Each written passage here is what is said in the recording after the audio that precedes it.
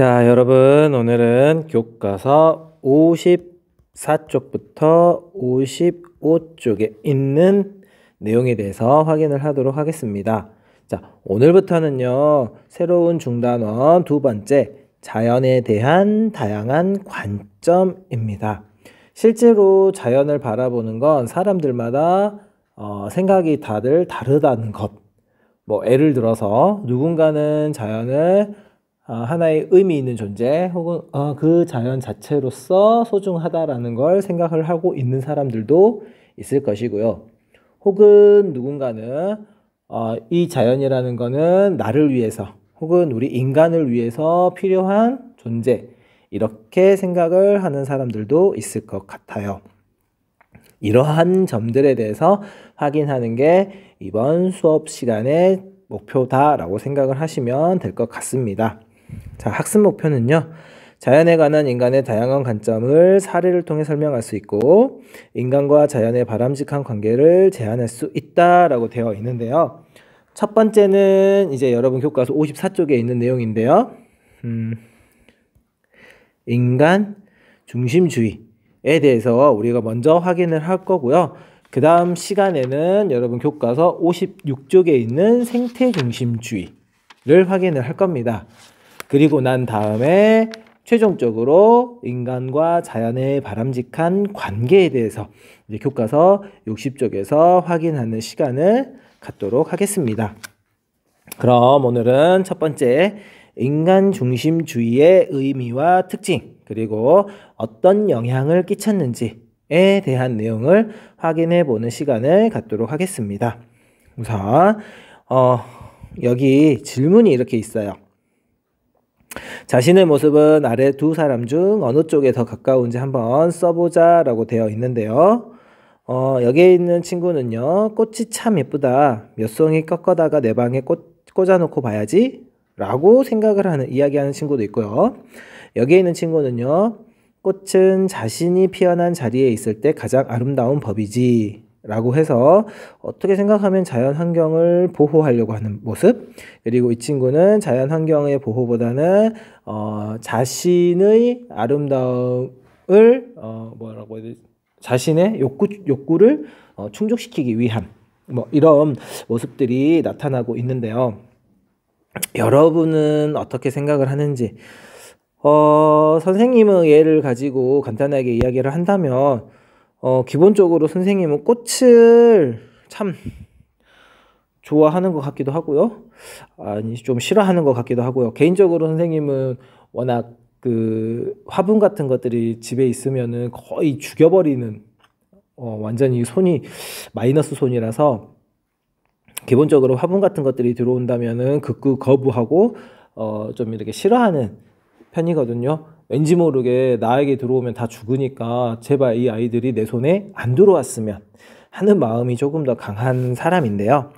여러분의 입장은 어떤지 솔직히 모르겠습니다. 예를 들어서 나는 꽃을 함부로 꺾어본 적이 없다. 아무리 아름다운 꽃이라도 만약에 내가 그거를 꺾게 된다면 금방 시들어 버리기 때문에 나는 생명을 빼앗는 게 싫다. 그래서 나는 꺾지 않겠다 라고 이야기할 수 있는 친구도 있겠고요. 아니면 나는 꽃을 꺾어서 혹은 꽃을 조금 더 아름답게 유지하기 위해서 어떤 화학적인 반응, 화학적인 처리를 해가지고 이 아이의 아름다움을 더 유지하고 싶다. 다양한 측면으로 이야기를 할 수가 있겠죠. 자, 그럼 본격적으로 인간 중심주의의 의미와 특징에 대해서 한번 확인해 보도록 하겠습니다. 자연에 대해서 바라보는 관점 중에 인간 중심주의예요. 말 그대로 누구를 중점적으로 생각하느냐, 사람을 중심으로 두고 생각을 하는 것이다. 여러분 어렵지 않게 접근하시면 되시겠네요. 첫 번째 내용부터 보겠습니다.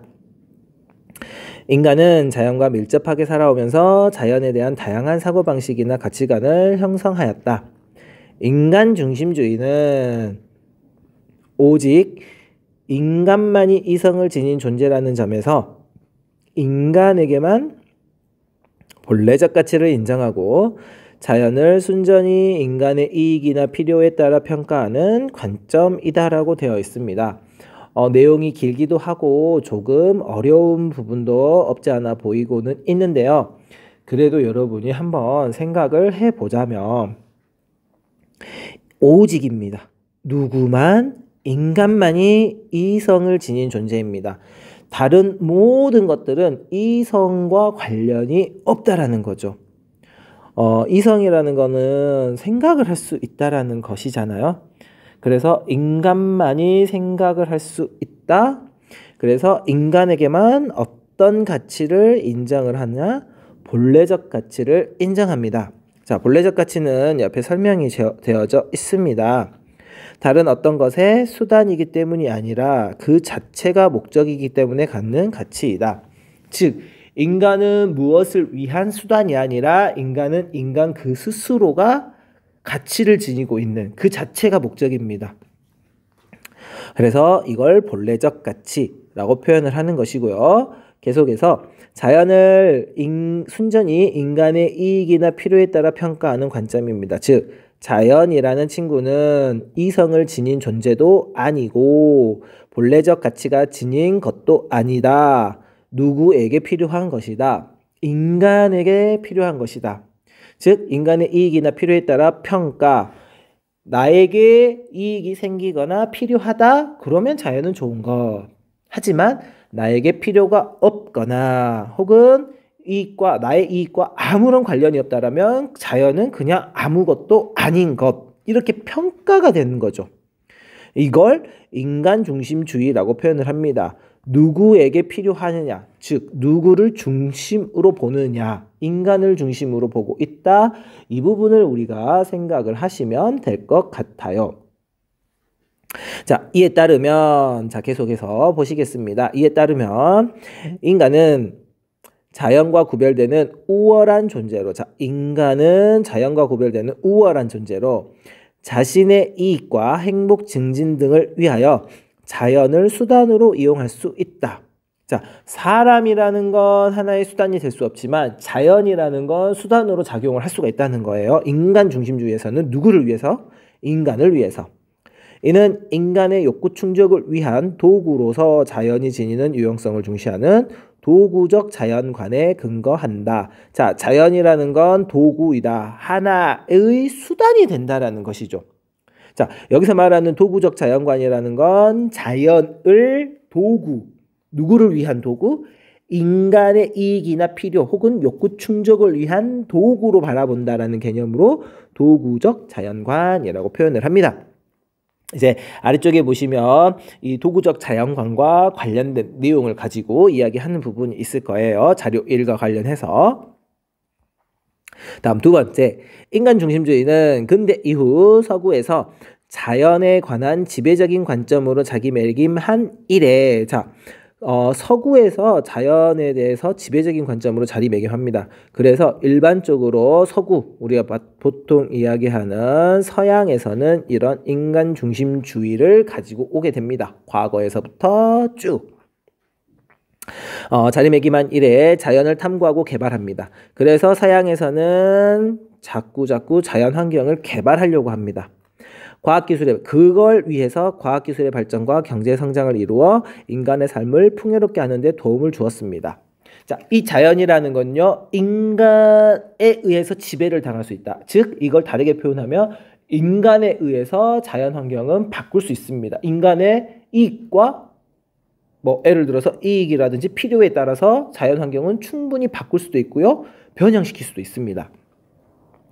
그러나 인간이 물질적인 욕망을 쫓아 자연을 함부로 사용하여 훼손한 결과, 자, 훼손이라고 되어 있어요. 그러니까 인간이 자기 마음대로 자연 환경을 마음대로 바꿉니다. 훼손한 결과 나타나는 문제점이에요. 자, 예를 들어서 이제 우선 첫 번째, 이 인간 중심주의가 여기 두 번째 줄까, 이 두 줄까지는 뭐가 되는 거예요? 의의가 되는 거죠. 인간 중심주의가 갖고 있는 의의라고 해야 되겠죠. 자연을 탐구하고 개발함으로써 과학기술 발전과 경제 성장을 이루어 인간 삶을 풍요롭게 하는 데 도움을 주었다. 인간 중심주의가 갖고 있는 의, 어떻게 생각하면 좋은 점이겠죠. 하지만 나머지 여기서부터는 그러나부터는 한계점이 되겠죠. 문제점. 해석은 결과 자원 고갈, 환경오염, 생태계 파괴 등과 같은 환경 위기가 나타났다. 자, 이런 한계점들이 있어요. 그래서 이에 따라 인간 중심주의는 현대 사회의 환경 위기를 초래한 원인이라는 비판을 받고 있다라고 되어 있습니다. 역시 뒤쪽 부분에서 이와 관련된 자료를 가지고 보겠고요. 우선 아래쪽에 보시면 그러면 이런 인간 중심주의를 주장했던 학자들은 누가 있느냐? 기본적으로는 거의 대부분의 서양의 학자들. 왜냐하면 여기 처음에 중간에도 보였던 것처럼요. 다시 한 번 더. 인간 중심주의는 근대 이후 서구에서 자연에 관한 지배적인 관점으로 자리매김했습니다. 그래서 우리가 알고 있는 일반적인 서양의 사상가들은 거의 대부분 인간 중심주의를 가지고 있습니다. 책에 나와 있는 사람들 먼저 보시자면 여기 프란시스 베이컨 같은 경우에는요. 아는 것이 힘이다. 자연이 인간에게 이롭도록 지식을 활용해야 한다. 자, 자연이 인간에게 이롭도록. 자, 누구에게 이롭대? 인간에게 이롭도록 지식을 활용하여 해야 한다. 즉, 자연을 바꿀 수 있어야 된다. 인간이라는 건. 방황하고 있는 자연을 사냥해서. 자, 자연이라는 친구는 방황을 하고 있어요. 아무 생각이 없으니까요. 사냥해서 노예로 만들어 인간의 이익에 봉사하도록 해야 된다. 즉, 모든 것들은 인간을 위해서만 존재한다. 그래서 이 베이컨이 이야기하고 있는 지식이라는 게 있어요. 아는 것이 힘이다. 자, 아는 것이 힘이다. 이 지식은 인간에게, 인류에게 물질적인 혜택 혹은 복지. 자, 지식이라는 거는 누구를 위한? 인간을 위한, 인류를 위한 물질적인 혜택, 복지를 가져다 주기 위해 자연을 정복하는 지식이 되는 거예요. 인간을 위한 지식 and 자연을 정복하기 위한 지식입니다. 그래서 여기에 있는 것처럼 자연을 사냥해서 무엇으로 만든다? 노예로 만든다 라고 표현을 한 거죠. 자, 정복입니다. 지배를 하기 위함입니다. 이건 베이컨의 이야기였고요. 다음 데카르트라는 사람. 데카르트는 제일 유명한 게 나는 생각한다, 고로 나는 존재한다. 이 말을 남긴 사람으로 유명한데요. 데카르트 같은 경우는요. 우리는 자연의 주인이자 소유자가 될 수 있다. 자연의 주인이자 소유자가 될 수 있다. 인간. 여기서 말하는 우리는 인간을 이야기하겠죠. 인간은 자연을 지배하고 있는, 갖고 있는 주인이고 소유자입니다. 인간은 정신을 소유한 존엄한 존재이지만, 즉 정신을 소유한 존엄한 존재라는 건 이성적인 인간임을 이야기하는 거겠죠. 자연은 의식이 없는 물질이다.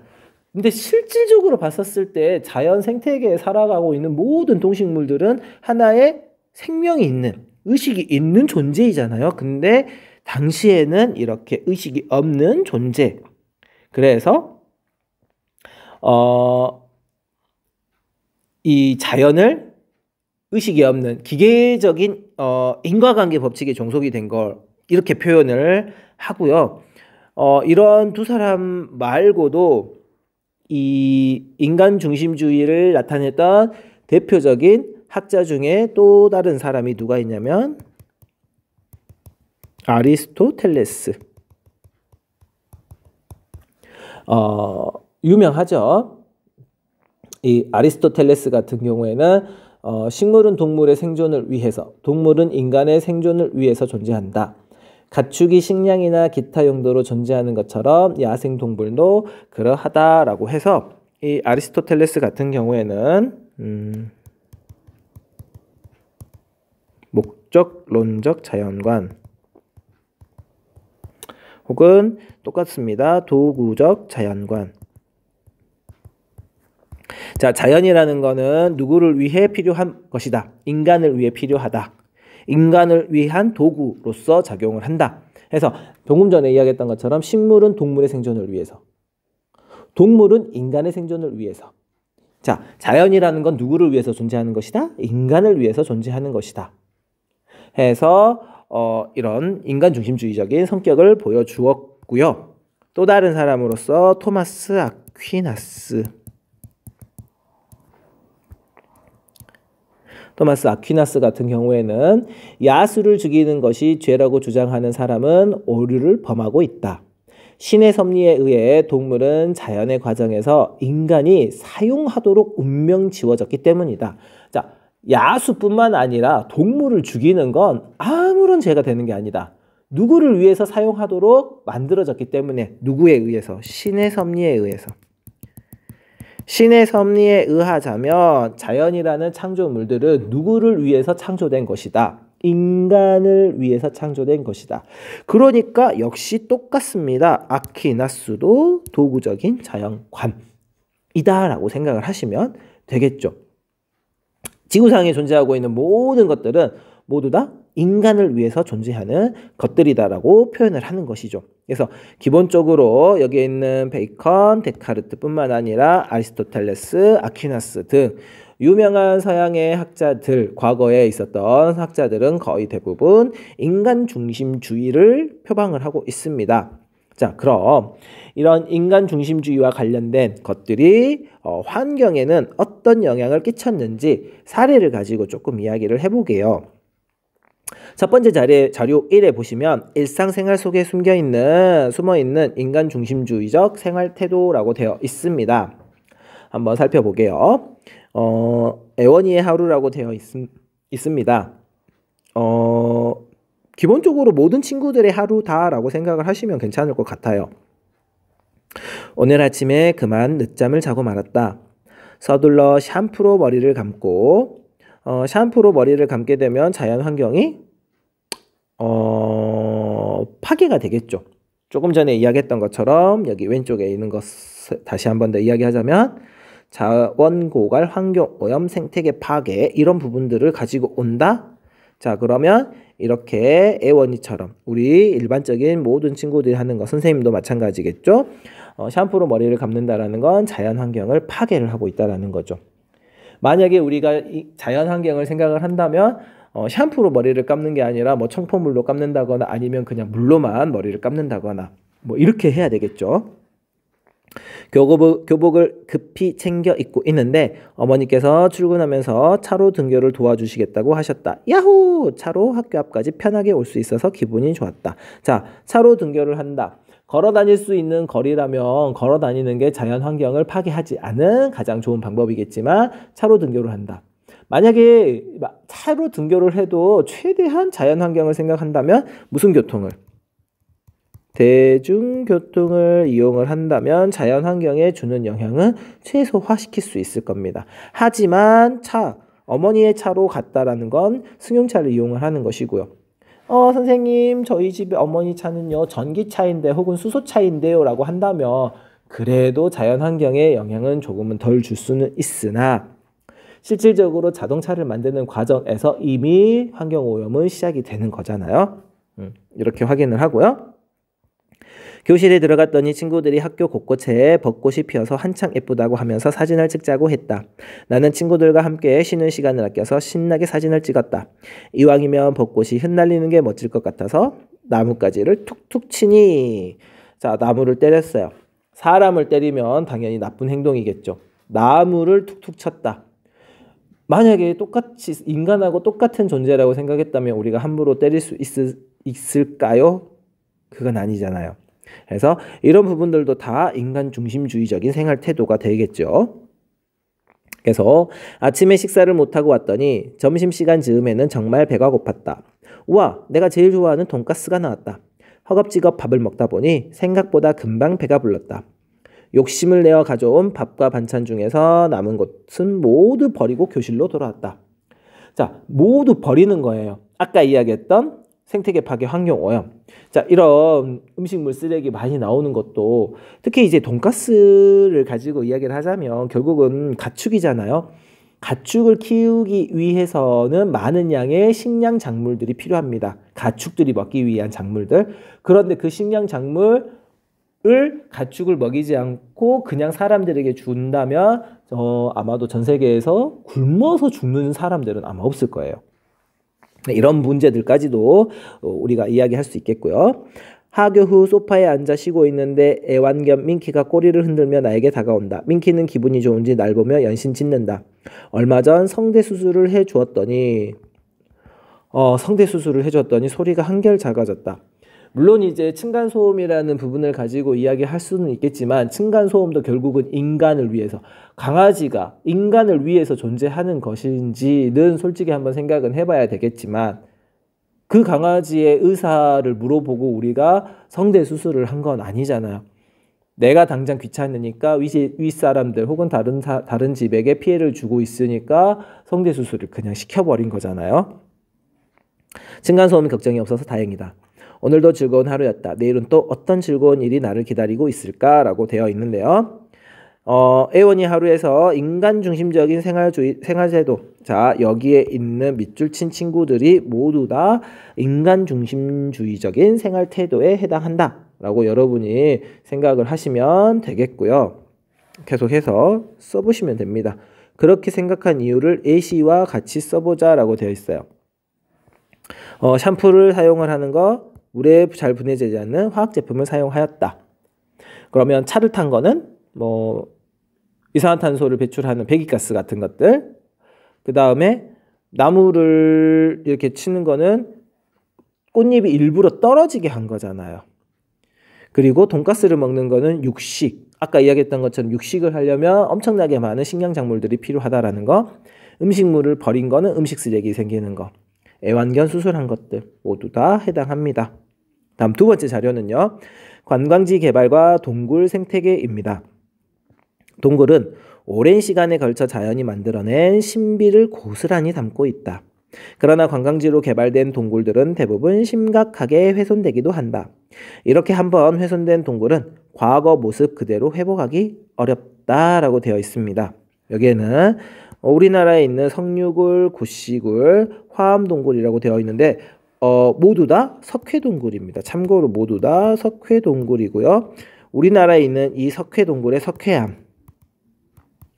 석회암은 고생대 바다에서 만들어진 친구입니다. 그러면 이 고생대에서부터 우리가 살고 있는 지금 신생대까지 무려 최대 5억 7천만 년 전 부터 만들어졌던 친구가 지금 현재 우리 눈앞에 존재하고 있는 것인데, 사람들에 의해서 외부 공기와 조명시설, 빛 때문에 자라난 이끼, 자연환경이 파괴되는 모습이죠. 관광객들이 버리고 간 페트병, 껌 등의 쓰레기, 환경을 오염시키고 있는 겁니다.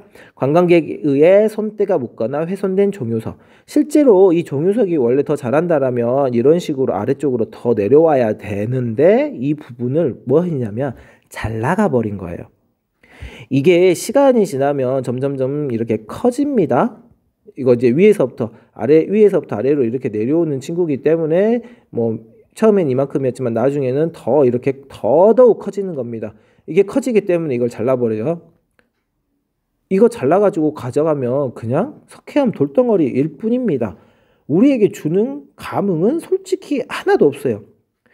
이 친구는 지하 동굴에서 계속해서 물이 떨어지면서 아름다운 모습을 우리에게 보여주는 것이지, 이걸 잘라가게 되면은 아무런 소용이 없는 것입니다. 뿐만 아니라 동굴에서 서식하는 생물, 박쥐와 같은 아이들이 멸종이 되거나, 최근에 광주 무등산에서 황금박쥐 한 마리 멸종 희귀동물인 황금박쥐 멸종 위기동물 황금박쥐가 발견해가지고 이렇게 됐다라고 했는 것도 있었고요. 인공빛과 계단으로 꾸민 동굴 내부, 이렇게 빛이 강하게 되면 조명, 빛에 나오는 열 때문에 습기, 수증기 같은 것들이 말라버립니다. 그러면 이 동굴은 죽은 동굴이 돼버리는 거예요. 석회동굴은